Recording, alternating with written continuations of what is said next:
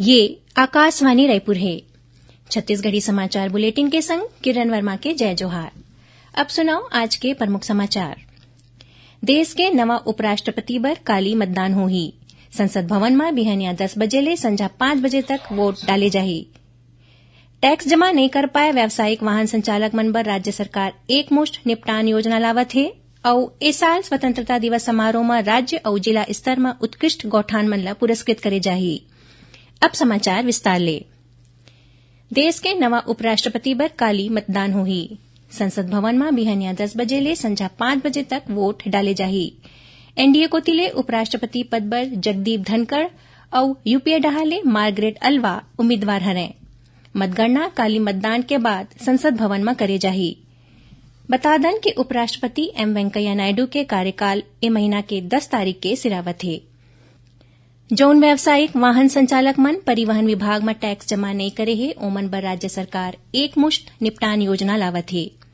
छत्तीसगढ़ परिवहन विभाग डहाले संचालित योजना के तहत त्रैमासिक और मासिक कर देय वाहन मन में 1 अप्रैल 2013 ले 31 दिसंबर 2018 के अवधि तक अधिरोपित लंबित जुर्माना के राशि में पूरा छूट के लाभ दे जाते।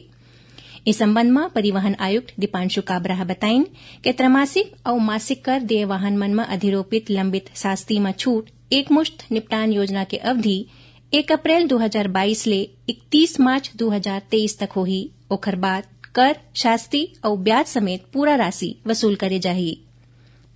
इस साल स्वतंत्रता दिवस समारोह में राज्य और जिला स्तर में उत्कृष्ट गौठान मन ला पुरस्कृत करे जाही।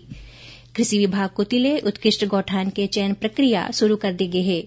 एक तहत राज्य के 3 सर्वश्रेष्ठ गौठान मन ला राज्य स्तरीय समारोह में 50-50 हजार रूपया के इनाम दे जाही। उन्हें हरेक जिला के एक उत्कृष्ट गौठान मन ला 25-25 हजार रूपया के इनाम जिला स्तरीय स्वतंत्रता दिवस समारोह में दे जाही। समारोह में उत्कृष्ट गौठान ले जुड़े ग्राम पंचायत के सरपंच और गौठान समिति के अध्यक्ष ला मुख्य अतिथि डहाल ले सम्मानित करे जाही। कृषि विभाग उत्कृष्ट गौठान चयन बर बुनियादी ढांचा, गोबर खरीदी और कंपोस्ट उत्पादन, विविध आजीविका और स्वावलंबन ला आधार मानत एखर बर कुल 100 नंबर निर्धारित करे है।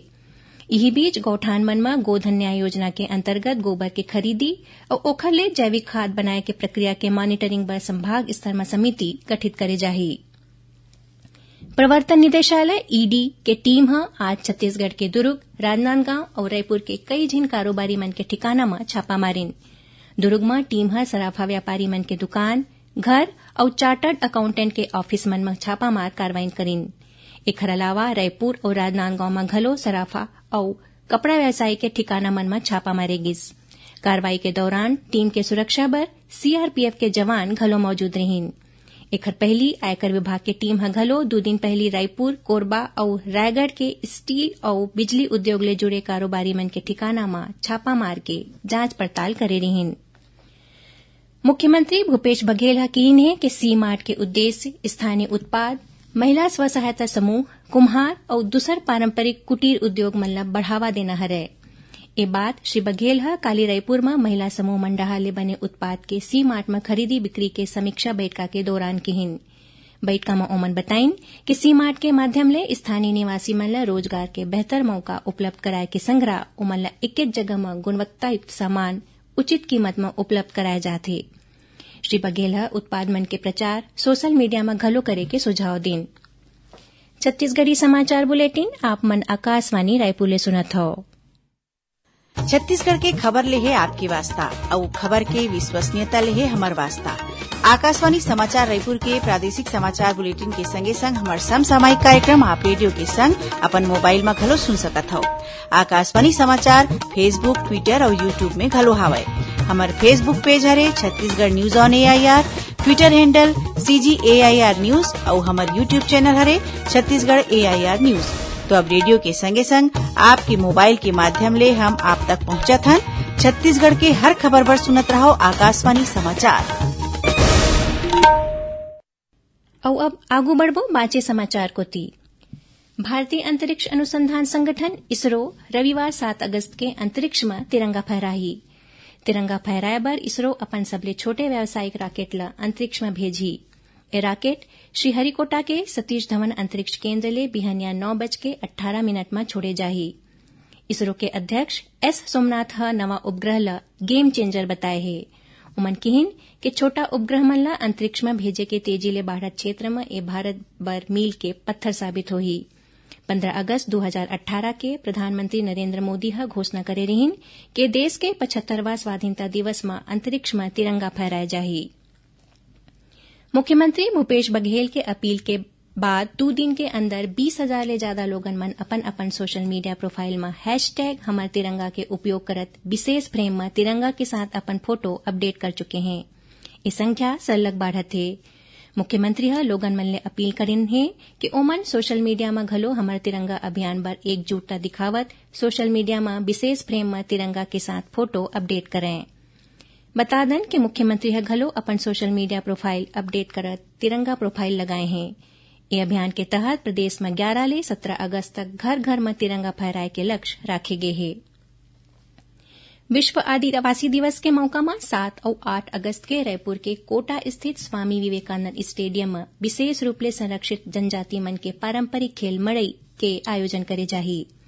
खेल मड़ई में तीरंदाजी, गुलेल, मटका दौड़, गिल्ली डंडा, गेड़ी दौड़, भौरा, फुगड़ी, बिल्ला, कबड्डी, रस्सा खींच, पिट्ठुल, भारा दौड़, सुई धागा दौड़, मुदी लुकावन, 3 टंगरी दौड़ और नौकायन जैसन प्रतियोगिता राखे जाही। ये प्रतियोगिता बालक और बालिका मन बर 2 वर्ग में आयोजित करे जाही।